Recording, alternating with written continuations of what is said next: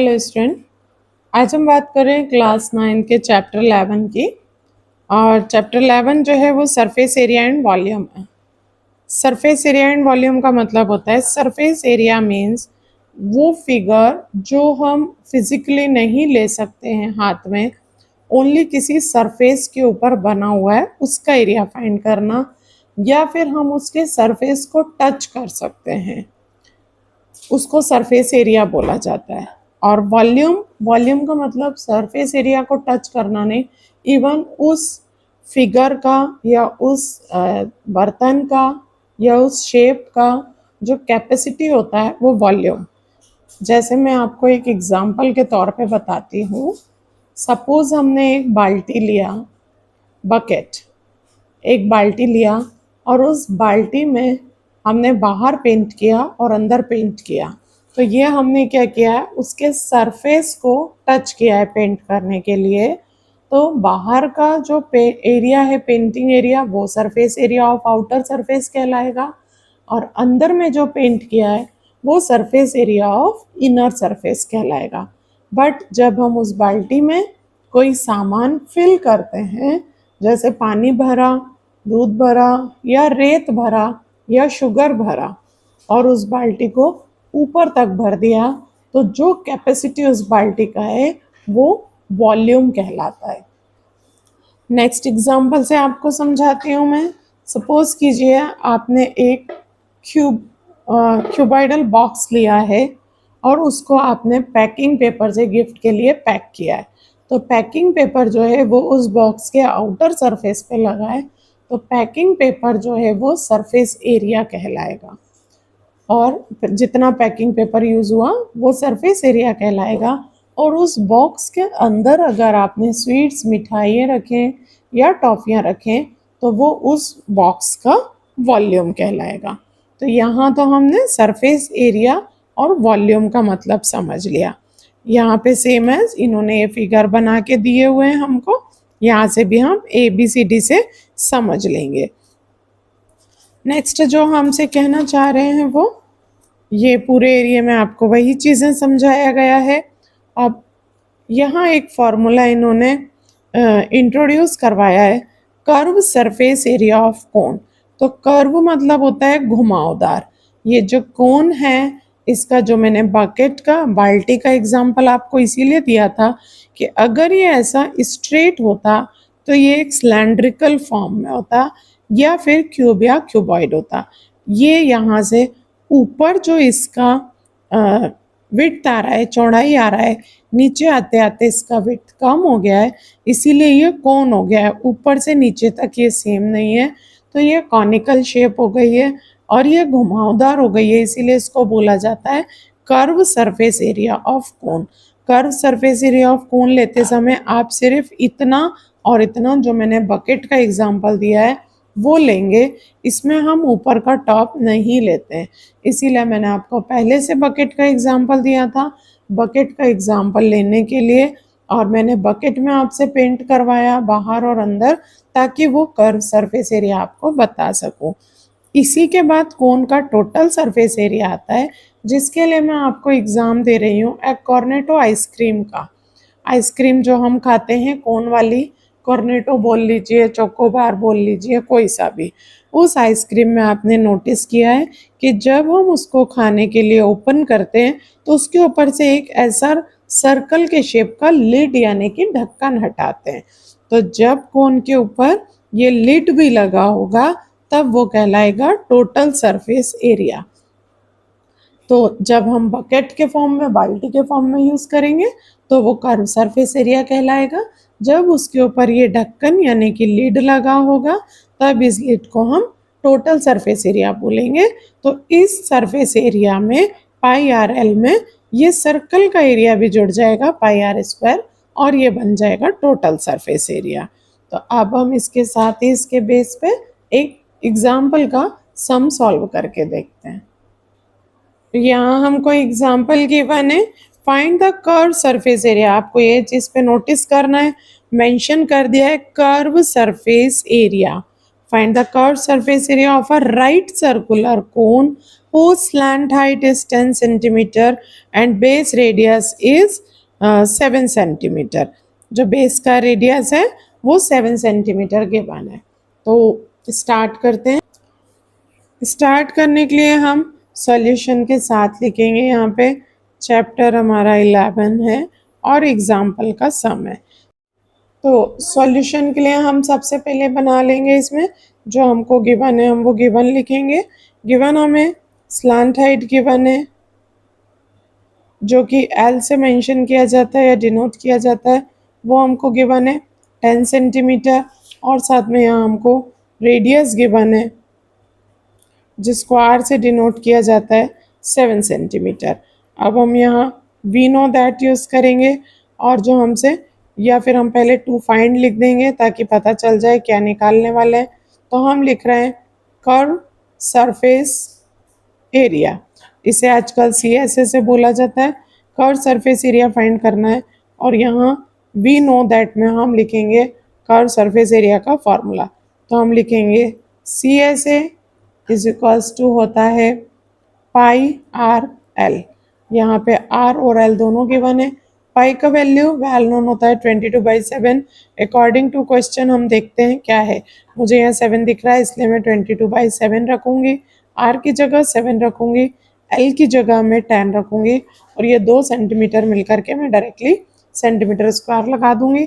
7 से 7 कैंसिल हो जाएगा और ये 220 सेंटीमीटर स्क्वायर जो है वो कर्व सरफेस एरिया आ गया। तो ये कर्व सरफेस एरिया निकालने के लिए हमने फॉर्मूला यूज़ किया था पाई आर एल। और जो इसका फिगर बनता है वो इस तरीके से बनता है, मैं आपको बता देती हूँ। इस चीज़ को एल बोला जाता है स्लांट हाइट, ये चीज़ को हाइट बोला जाता है और ये चीज़ को आर बोला जाता है। तो जब हम दूसरे सम्स करेंगे तब हमें इसका ज़रूरत पड़ेगा कि ये क्या होता है। वैसे अगर हम देखें तो ये हमें एक राइट एंगल ट्रायंगल दिखाई दे रहा है और HLR में पाइथागोरन ट्रिपलेट लगता है, पाइथागोरन लगता है। अगर हमें यहाँ किसी भी तरह इनमें से रिक्वायरमेंट होता है तो हम पाइथागोरन के थ्रू निकालते हैं। फिलहाल यहाँ पे कर्व सरफेस एरिया यानी बाहर का पूछा गया था, इसीलिए हमें इस H की ज़रूरत नहीं थी। नेक्स्ट जो क्वेश्चन है इनका अगला वाला क्वेश्चन यहाँ पे है the height of a cone is 16 centimetre and its base radius is 12, find the curved surface area and the total surface area। तो टोटल सरफेस एरिया की भी बात कर रहे हैं। जैसा कि मैंने आपको बताया था टोटल सरफेस एरिया का मतलब होता है आइसक्रीम के कोन के ऊपर लिड भी लगा हुआ है। तो इसमें सेकंड वाले क्वेश्चन में हम करेंगे सॉल्यूशन करेंगे, ये भी एग्जांपल का सम है और इसमें हम सबसे पहले लिखेंगे गिवन क्या है। तो गिवन हमको है, ये आपको हमेशा मेंशन कर लेना चाहिए। तो हाइट गिवन है हमको, height is equals to 16 centimetre given है। Radius is equals to 12 centimetre given है। गिवन में आ गया। टू फाइंड में जो हमसे पूछा गया है वो हम लिखेंगे। तो टू फाइंड में हमको बोला गया है curve surface area and total surface area, दोनों बातें पूछे गए और वी नो दैट में हमको दोनों ही फार्मूलों का यूज़ करना है। तो वी नो दैट में कर्व सरफेस का होता है CSA is equals to pi are l और सेकंड नंबर पे टोटल सरफेस यानी TSA total surface area is equals to हमारा होता है पाई आर ब्रैकेट में R प्लस एल, ये होता है। मैं दोनों ही फार्मूले आपको बता दूंगी। फर्स्ट वाला तो हमने ये लगा दिया, अब हम सॉल्व करते हैं फर्स्ट वाले का। CSA is equals to pi are l. अब जो मैंने लास्ट वाले सम में आपको बताया था वो क्या बात है, ये हमारा कोन है और जो हमको गिवन है एक तो रेडियस गिवन है, रेडियस हमारे पास आ रहा है 12 और हाइट हमारे पास आ रही है 16। अब ये हमारे पास नहीं है जो कि हमको पाइथागोरियन थ्योरम से निकालना रहता है, बट हम यहाँ पे पाइथागोरियन ना लिखते हुए एल का फॉर्मूला लगा देते हैं जिसको बोला जाता है H square plus R square. अब मैं यहाँ आपको एक्सप्लेन कर रही हूँ H स्क्वायर R स्क्वायर कैसे माना जाता है, क्योंकि ऑलरेडी ये सब हम यहीं छोड़ते हैं और पहले हम उस चीज़ को समझ लेते हैं। पहले मैं आपको बता देती हूँ कि किसी कोण में मैं कैसे कह रही हूँ कि पाइथागोरन लगेगा। आपको फॉर्मूला लर्न करने का बिल्कुल ज़रूरत नहीं है। ये है, अगर हम इसको, ये मैंने एक बनाया है कोण और यहाँ में से मैं सिर्फ एक ट्रायंगल बाहर निकाल रही हूँ 90 डिग्री का। यहाँ मैं लिख रही हूँ पाइथागोरन थ्योरम, जिसका होता है परपेंडिकुलर, हाइपो और बेस। और आपका कोण में ये कहलाता है हाइट, ये कहलाता है एल और ये कहलाता है आर। अब सबसे पहली बात हम यहाँ ये लिख लेते हैं कि जो परपेंडिकुलर है उसे मैं एच लिख सकती हूँ क्योंकि यहाँ से ये है। यहाँ जो मेरा हाइपो है उसे मैं एल लिख सकती हूँ, ये यहाँ हाइपो है और ये यहाँ एल है। और जो मेरा बेस है उसको मैं आर लिख सकती हूँ क्योंकि जो ये है वो ये है। अब मैंने लिखा बाय पाइथो। पाइथो में होता है मेरा हाइपो का square is equals to perpendicular का स्क्वायर प्लस बेस का स्क्वायर। और मुझे हाइपो निकालना है तो मैंने इसे यहाँ छोड़ा, P square plus B square हो गया, ये हो गया। अब मैंने यहाँ आपको क्या बताया था, हाइपो की जगह मैं लिख रही हूँ एल, रूट बना रही हूँ, परपेंडिकुलर की जगह मैं लिख रही हूँ एच और स्क्वायर, बेस की जगह मैं लिख रही हूँ आर और स्क्वायर।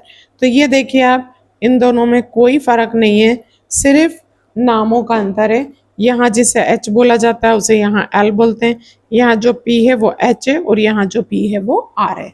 तो इस तरह हमको बिल्कुल प्रॉब्लम नहीं होता है, फॉर्मूला याद नहीं रखना पड़ता है स्लैंट हाइट निकालने का। इसको बना लें तो आपको बेटर पता चल जाएगा कि आपको सिर्फ पाइथो लगानी है और आपका काम इजी हो जाएगा। तो यहाँ पे ये जो गिवन है इसमें मैं पाइथो लगा रही हूँ, जो जो कुछ मेरे पास है। एल मुझे फाइंड करना था और एच मेरे पास आ रहा था 16 का स्क्वायर, आर मेरे पास आ रहा है 12 का square. L is equals to 16 का होता है 256 और 12 का होता है 144। दोनों मिलकर के जो बन रहे हैं मेरे 10 का 0 कैरी ओवर 1, 10 का 0 400। एल 400 बन रहा है जो कि मुझे पता है 20 का होता है सेंटीमीटर। तो एल मेरे पास निकल आया, यहाँ पे मैंने लिख लिया L is equals to 20 centimetre, जो कि मेरा फाइंड हो गया था। यहाँ मैंने फार्मूला लगा दिया पाई का। यहाँ मुझे देखना होगा, अगर यहाँ पे मेरे पास कुछ पाई का वैल्यू जो 22/7 आ रहा है, 22/7 से कुछ डिवाइड होने जैसा होगा तो मैं 22/7 लगाऊंगी। डिवाइड होने जैसा कुछ नहीं होगा तो फिर मैं 3.14 लिखूंगी, पाई का ही वैल्यू होता है। अब आर जो है वो 12 है और एल जो है वो 20 है, तो मेरा कुछ भी यहाँ पे डिवाइड नहीं हो रहा है, इसलिए मुझे क्या करना पड़ रहा है, 3.14 लगा देना पड़ रहा है। ये मैंने पाई आर एल का वैल्यू रख लिया जो कि आ रहा है 3.14 इंटू 12 इंटू 20 सेंटीमीटर। इन तीनों का मल्टीप्लाई करती हूँ मैं तो मुझे मिलता है 753.6 और ये दोनों मिलके बन जाते हैं सेंटीमीटर स्क्वायर। तो ये फर्स्ट वाला तो मैंने निकाल लिया है, कर्व सरफेस एरिया। सेकंड वाले में टोटल सरफेस एरिया निकालना है, इसका भी मैं एक आपको बड़े अच्छे से बताती हूँ कि फॉर्मूला कैसे बनता है। तो सेकंड थिंग जो मैं आपको बताने जा रही थी, ये मेरा कॉर्नेटो आइसक्रीम है और ये मेरा इसके ऊपर लिड लगा है जिसे कि हम टोटल सरफेस एरिया बोलते हैं। तो टोटल सरफेस एरिया निकालने के लिए पहले मैंने कर्व सरफेस का फॉर्मूला लगाया पाई आर एल और उसके पास में मैंने ये लिड यानी एरिया ऑफ सर्कल भी जोड़ दिया पाई आर स्क्वायर, मैंने ये भी जोड़ दिया। अब मुझे क्या करना है, ये तो सर्कल, एरिया ऑफ सर्कल तो मैं काफ़ी समय से याद करती आ रही हूँ 5th क्लास से, तो मुझे ये याद है और ये भी मुझे पता है। और मुझे ये भी पता है कि कॉर्नेटो आइसक्रीम के ऊपर हमने ढक्कन लगा दिया है और तब वो बन जाता है टोटल सरफेस एरिया। तो मैंने क्या करना है, पाई और पाई कॉमन निकाल लेना है, आर और आर भी कॉमन निकाल लेना है। तो इसके पास बचेगा एल और इसके पास बचेगा आर। अब मुझे TSA यानी टोटल सरफेस का फॉर्मूला भी लर्न करने की ज़रूरत नहीं है क्योंकि ये भी मुझे बनाना आ गया। जब मुझे याद है तो मैं सीधे लिख दूंगी पाई आर और ब्रैकेट में आर प्लस एल। और अगर मुझे याद नहीं रह जाता है तो फिर मैं इसको ऐसे भी कर सकती हूँ कि मैंने कोण का लिख लिया फॉर्मूला, देन मैंने सर्कल का लिख लिया और इसके बाद मैंने इनको कॉमन निकालना स्टार्ट कर दिया। इसके बाद भी अगर मैं कॉमन निकालूंगी तो भी मुझे याद आ जाएगा कि फॉर्मूला ये होता है। नाउ मैंने आर और एल मुझे दिख रहा था कि ये दोनों ही डिवाइड नहीं हो रहे हैं, इसीलिए अभी भी क्या करूँगी मैं, पाई का वैल्यू मैं अभी भी 3.14 ही रखूँगी। तो मैंने 3.14 रखा, साथ में आर जो मुझे गिवन था वो 12 रखा, सेंटीमीटर में बचा के चल रही हूँ, कॉर्नर में लगा दूंगी। एल मेरा था 20 और आर मेरा था 12 और यहाँ पे मैंने सेंटीमीटर स्क्वायर एक ही बार में सबका लगा दिया। अब मैं 3.14 को यहाँ मल्टीप्लाई करके रखती हूँ। 12 4 जा 48 का 8, कैरी ओवर 4 आता है, 12 1 जा 12 और 4 16 का 6, कैरी ओवर 1 आता है, 12 3 जा 36 और 1 37 और 2 डिजिट पहले ये लगा दिया। अब मैं इन्हें मल्टीप्लाई करूँगी तो ये निकलेगा मेरा 32, इन दोनों को प्लस करूँगी 32 सेंटीमीटर स्क्वायर आएगा। देन मैं मल्टीप्लाई करूँगी इन दोनों का और तो फिर मेरा आंसर आया है 1205.76 सेंटीमीटर स्क्वायर। तो ये टोटल सरफेस एरिया भी आ गया, ये जो था वो कर्व सरफेस एरिया था और ये टोटल सरफेस एरिया आ गया मेरा। और इस तरह हमने नेक्स्ट एग्जाम्पल को भी समझ लिया है। अब हम चलते हैं एक्सरसाइज के ऊपर। ये आपका टेक्स्ट बुक है और टेक्स्ट बुक में assume pi is equals to 22/7 unless stated otherwise. तो जहाँ हमें लगेगा 22/7 ही लेंगे। और जो फर्स्ट क्वेश्चन हमको दिया है, diameter of a base of a cone, अभी इन्होंने डायमीटर दे दिया है एंड स्लैंट हाइट दिया है, find its curve surface area.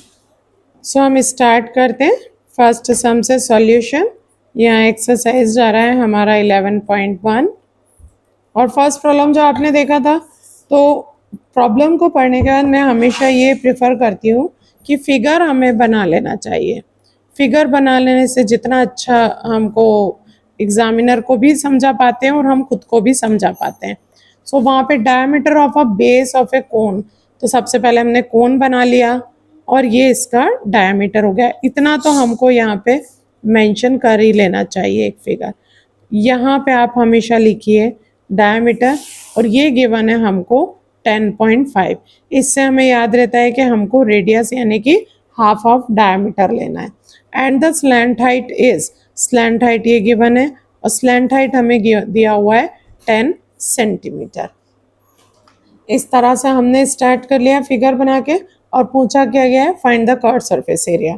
तो यहाँ गिवन में हम आएंगे और सबसे पहले जो गिवन है हम लिखेंगे d is equals to diameter, हमको गिवन है 10.5 सेंटीमीटर और यहीं पे हम बना लेंगे r is equals to d/2 लिख के बताएंगे 10.5/2। अब एक चीज़ मैं आप लोगों को बता दूं स्टूडेंट्स, जब तक हमें ज़रूरी ना हो हमें ये डिवाइड नहीं करना चाहिए, क्योंकि इसके लिए सब में हमारे पास कुछ ना कुछ गिवन होगा जो वहाँ काम आ जाएगा। तो ये मैं डिवाइड कभी भी नहीं करती हूँ, ऐसे ही छोड़ लेती हूँ। स्लैंट हाइट गिवन है 10 सेंटीमीटर, पाई का वैल्यू हमको पता है 22/7, अभी मैं लिख रही हूँ क्योंकि मुझे ये 7 से डिवाइड होता हुआ दिख रहा है, इसीलिए मैंने यहाँ पे 22/7 ले लिया। फिर टू फाइंड में जो हमसे मांगा गया है, तो मांगा क्या गया है, कर्व सरफेस एरिया, किसका, कोन का, कर्व सरफेस एरिया ऑफ कोन। और वी नो दैट में आपको बताना है जो आप जानते हैं। तो आप ये जानते हैं कि कर्व सरफेस एरिया निकालने के लिए फॉर्मूला लगाएंगे, सी ऐसे बराबर होता है पाई आर एल, ये आप जानते हैं। तो हमने सब जमा लिया यहाँ पे। और ये सभी बच्चों के लिए जिसको जनरली बोला जाता है कि मैथ्स में स्टेप मार्किंग होता है, तो आपके लिए यहाँ से स्टेप मार्किंग स्टार्ट हो जाएगी। फिगर के मार्क्स होते हैं, गिवन, टू फाइंड और फार्मूला के मार्क्स होते हैं, इसके बाद कैलकुलेशन के मार्क्स होते हैं। डायरेक्टली कैलकुलेशन करेंगे तो सवाल नंगा उघाड़ा दिखता है, जो कि बिल्कुल अच्छा नहीं लगता। तो हमको सवाल को प्रॉपर फॉर्म में सजा के करना चाहिए। देखने वाले को भी अच्छा लगता है, क्लियरिटी भी रहती है। अब हम नाउ करके स्टार्ट करेंगे। C S A is equals to, pi का वैल्यू मैंने 22/7 वहाँ सपोज किया था। आर जो है वो मुझे मिल रहा है यहाँ पे रेडियस 10.5/2, क्योंकि 10.5 तो डायमीटर था, तो रेडियस अपॉन 2 हो जाएगी। और स्लेंट हाइट मिल रहा है 10, और सबका मिला के सेंटीमीटर स्क्वायर बाहर लगा दिया। अब जो मैं आपसे कह रही थी कि कभी भी हमें क्या करना चाहिए, काटना नहीं चाहिए, वेट करना चाहिए। तो इसका 10 मैंने 2 के पास में दे लिया डेसिमल रिमूव करके, और मेरे लिए बहुत ही अच्छा हो गया, क्योंकि मैंने 10 से 10 कट कर दिया। 7 1 जा 7, 7 1 जा 7, 7 5 जा 35, ये भी मिल गया मुझे। और ये यहाँ से मिल गया मुझे 11 सेंटीमीटर स्क्वायर, मेरे पास ऐसे ही रखा हुआ था। और जब मैंने 11 इंटू 15 किया है तो कैलकुलेशन में मेरे पास ये से आ रहा है 11 5 जा 55 का 5 कैरी ओवर 5, 11 से 11 प्लस 5 16 सेंटीमीटर स्क्वायर, ये मेरा आंसर निकल आया। तो यहाँ हमको कैलकुलेशन बहुत आसान हो जाती है।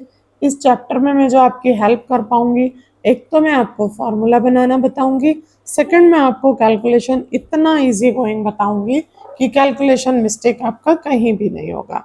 इसी का सेकंड वाला क्वेश्चन देख रहे हैं हम। सेकंड वाला क्वेश्चन आ रहा है, find the total surface area of cone if its slant height is 21 metre and diameter of its base is 14 metre. तो यहाँ पे भी है, अभी आपको आ चुका है मैं किस तरीके से सम करती हूँ, तो आप मेरे साथ कर सकते हैं। सबसे पहले तो मैं फिगर बनाना पसंद करती हूँ। यह मैंने फिगर बना लिया है। यहाँ से यहाँ तक का रेडियस होता है, ये हाइट होती है, और यहाँ से यहाँ तक का डायमीटर होता है। तो डायमीटर हमको यहाँ find the total surface area of if its slant height is 21 metre and the diameter is 24 metre. अब हम थोड़ा फास्ट करेंगे क्योंकि आप समझ चुके हैं कैसा करना है, तो मुझे बहुत ज़्यादा बताने की ज़रूरत नहीं है। गिवन में मैंने लिख दिया है, डायरेक्टली लिखूंगी L is equals to 21 metre, और अब मैं D/2 यानी कि R इज इक्वल्स टू लिखूंगी 24/2 मीटर है, यहाँ पे सेंटीमीटर नहीं है, ये लिख दिया मैंने। पाई का वैल्यू हमको पता था 22/7, यहाँ 21 दिख रहा है इसलिए अगेन मैं 22/7 लूंगी, क्योंकि 7 से 21 मुझे डिवाइड होता दिख रहा है। 2 फाइंड में हम बता देंगे कि हमको टोटल सरफेस एरिया जो है वो मांगा गया है। टोटल सरफेस एरिया हो गया, और वी नो दैट में फॉर्मूला लगा देंगे। टी एस ए का फॉर्मूला होता है जो मैंने अभी आपको थोड़ी देर पहले बताया था, पाई आर रहता है और आर प्लस एल रहता है। थोड़ी देर पहले हमने फॉर्मूले को बनाना सीखा था। तो ये हो गया, पाई का वैल्यू मुझे 22/7 पता है, आर मुझे दिखाई दे रहा है यहाँ पे 24/2, और साथ में आर यहाँ पे अगेन 24/2 दिख रहा है, और एल मुझे 21 दिख रहा है। ये यहाँ पे डिवाइड हो सकता है इसलिए मैंने 12 कर दिया है।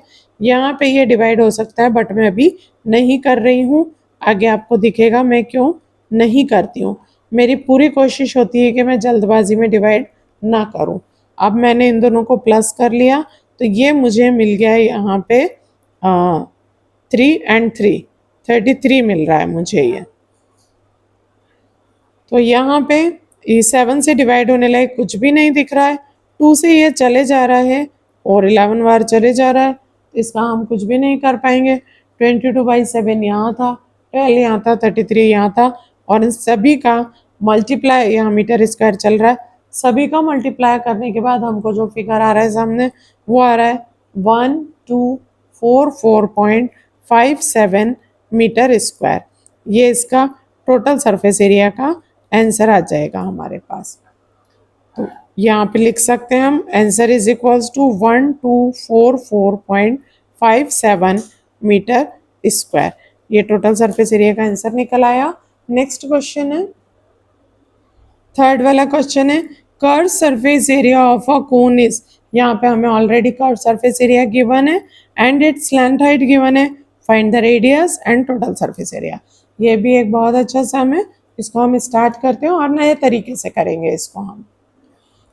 ये वाला सम करने के लिए हमको क्या करना होगा, सॉल्यूशन है इसका, कौन सा वाला हमारा थर्ड वाला सॉल्यूशन है। और फिगर जो कि मुझे सबसे पहले चाहिए होता है।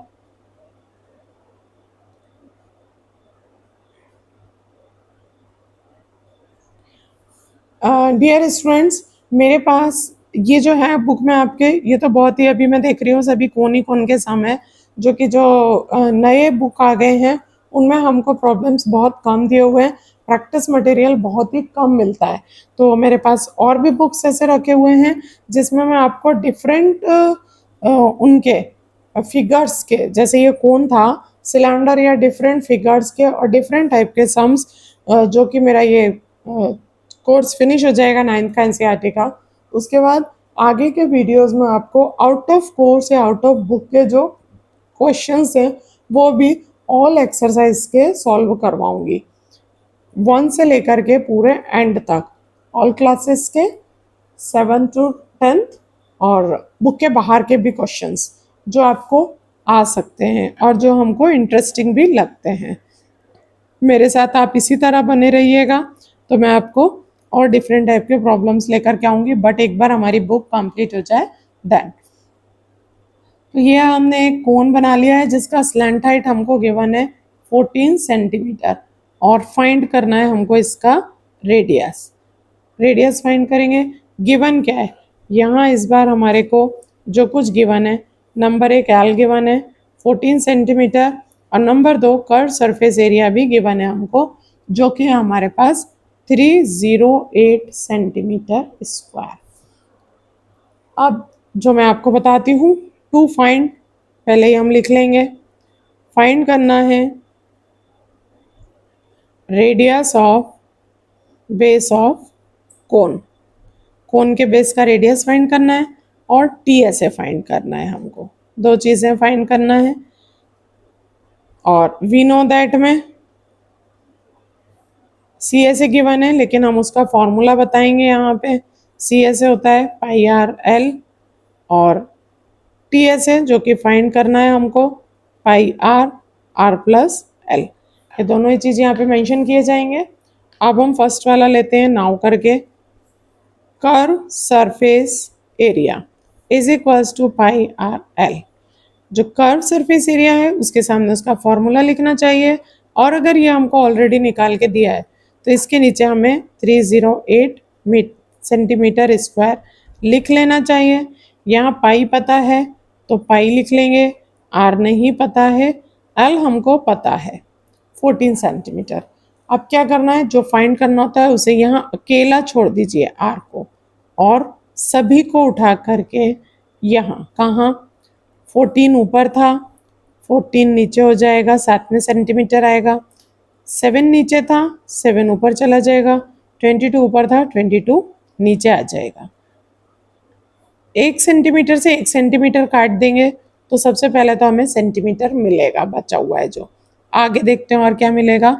तो 7 1 जा 7, 7 2 जा 14, ये काम हो गया। 2 1 जा 2, 2 1 जा 2, 2 5 जा 10, और 2 4 जा 8। 2 से काटेंगे 11 टाइम, और 2 से काटेंगे 77 टाइम। 11 1 जा 11, 7 जा, 1 सेंटीमीटर हमारे पास था, और हमको यहाँ 7 बचा आर।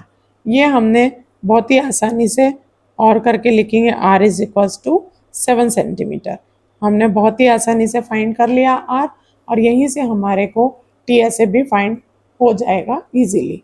कैसे फाइंड होगा, टी एस ए बराबर फॉर्मूले का पाई आर, आर प्लस एल हो जाएगा, पाई की जगह 22/7 हो जाएगा, आर 7 है, आर का सेंटीमीटर अभी नहीं लिखूंगी, बाहर ले जाकर के एक साथ लिख दूंगी, आर 7 है, और एल जो हमको गिवन था 14 था, सेंटीमीटर एक साथ मैंने बाहर निकाल दिया, 7 से 7 कैंसिल हो गया, यहाँ 22 बचा है, और यहाँ 21 हो गया है, और साथ में सेंटीमीटर स्क्वायर आ रहा है, जिसकी मल्टीप्लिकेशन हमें मिलेगी 462 सेंटीमीटर स्क्वायर। ये हो गया हमारा टी एस ए। तो आपने देखा कितने आसान है, कहने को ये बहुत मुश्किल है सरफेस एरिया वॉल्यूम, लेकिन मेरे पास इनको ये सॉल्व करने का इजी से इजी मेथड है, कभी भी आपको प्रॉब्लम नहीं आएगा। कोई 20-50 फॉर्मूले आपको लर्न नहीं करने, जैसा फिगर हमारे सामने होगा हम वैसे ही फॉर्मूले बनाएंगे। तो नेक्स्ट आते हैं हम इसी के क्वेश्चन नंबर 4 पे आ रहे हैं। अ कॉनिकल टेंट, अभी भी बात कोन की हो रही है बट वो कोन कैसा है, टेंट लगाया हुआ है। जो टेंट लगाते हैं साधु बाबा लोग लगाते हैं, और एनसीसी वाले लोग लगाते हैं, कैंपेन के लिए लगाते हैं, बच्चे जाते हैं ट्रिप पे वो लगाते हैं ऐसे टेंट। तो वो दो तरह के टेंट होते हैं, एक सिलेंड्रिकल होते हैं, एक कॉनिकल होते हैं। तो हम कॉनिकल टेंट की बात कर रहे हैं जिसका हाइट, अब यहाँ हाइट गिवन है 10 मीटर और रेडियस गिवन है। Find the slant height and cost of canvas. Cost of canvas से आपको याद आ जाएगा, मैंने अभी जब आपको बता रही थी स्टार्टिंग में एग्जाम्पल पे, तो मैंने आपको बोला था कि मुझे बाल्टी पे पेंट करना है। तो बाल्टी पे पेंट करने का मतलब वही बात आ गई कि टेंट के लिए कपड़ा या क्लोथ कितना रिक्वायरमेंट है, कपड़े का होगा टेंट तो वो, और अगर तारपुलिन का टेंट होगा तो वो। तो यहाँ रिक्वायरमेंट किसकी आ गई है, उसी चीज़ की, लेकिन उसको टीएसए से ही बोला जाता है। वो टीएसए नहीं होता है, कर्व सरफेस एरिया होता है, क्योंकि हम ज़मीन पे नहीं बिछा रहे हैं। आइसक्रीम के कोन में हमको लिड मिलता है, लेकिन टेंट बनाते समय हमने ज़मीन पे कुछ भी नहीं बिछाया हुआ है, इसीलिए हमको टोटल सरफेस एरिया नहीं बोला जाता है। तो ये मैंने एक टेंट लगा ली है, और टेंट की हाइट जो है और ये रेडियस है। टेंट की हाइट इन्होंने हमको बताया हुआ है, और टेंट की हाइट जो है वो 10 मीटर है। 10 मीटर हाइट हो गया है, और रेडियस जो गिवन है वो 24 मीटर गिवन है। यहाँ पे हम स्टार्ट करेंगे गिवन के साथ, एल हमको दिया नहीं है, गिवन के साथ करेंगे तो h is equals to 10 metre given है, r is equals to 24 metre given है, और पाई हमको पता है 22/7 होता है। टू फाइंड की बात करेंगे तो फर्स्ट तो इन्होंने बोला है स्लांट हाइट हमको फाइंड करना है L, और नेक्स्ट हमको फाइंड करना है cost of canvas. Cost of canvas का मतलब आ जाएगा यहाँ पे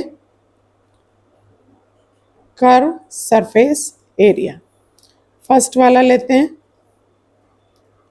फर्स्ट में स्लैंट हाइट के लिए हमें क्या करना होगा, स्लैंट हाइट निकालने के लिए हम, जैसा मैंने आपको बताया था, ये पाइथागोरियन में दिख रहा है, तो स्लैंट हाइट के लिए हम L is equals to h² plus r²।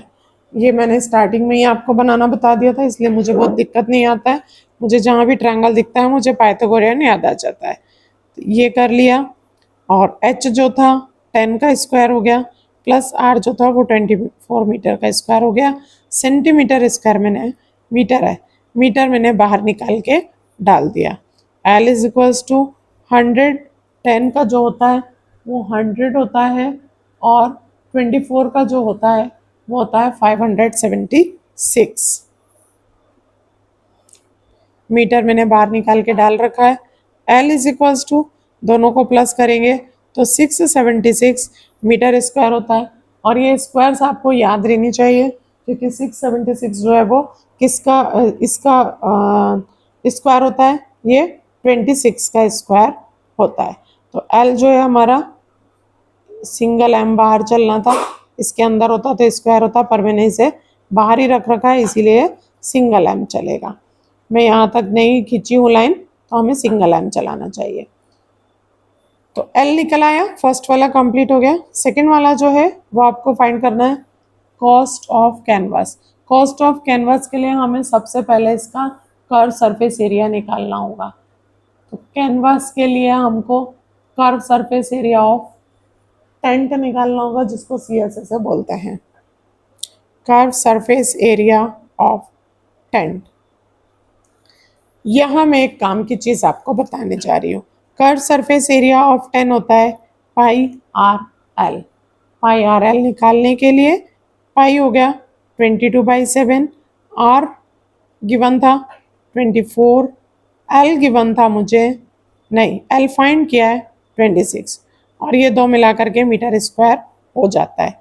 ये मैं कुछ भी कैलकुलेट, ये डिवाइड में कुछ नहीं कर रही हूँ, मैंने इसे ऐसे ही छोड़ा है और साथ में लिख दिया है according to question cost of canvas, इसीलिए यहाँ कैनवास यूज किया था कार सरफेस एरिया ऑफ टेंट, क्योंकि मुझे यहाँ लिखना था according to question cost of canvas हमारा क्या हो रहा है, क्वेश्चन में आपको दिया हुआ है 70 रुपीज़ पर मीटर स्क्वायर, इसको हम ऐसे ही लिखेंगे @70 रुपीज़ पर मीटर स्क्वायर। ये मैंने क्यों किया है, 70 के साथ रुपीज़ लगा दिया, क्यों किया है मैं आपको अभी बताती हूँ। ये इसमें पैसा हमें जोड़ना था, तो अब वो पैसा हम जो मैंने डिवाइड नहीं किया है वो मेरे यहाँ काम आ जाएगा इनटू 70 रुपीज़ पर मीटर स्क्वायर, और यहाँ से मीटर स्क्वायर हमारा जो है वो चल ही रहा था, क्योंकि मैं सवाल के साथ साथ ये जो यूनिट्स होते हैं इनको भी सॉल्व करती हूँ।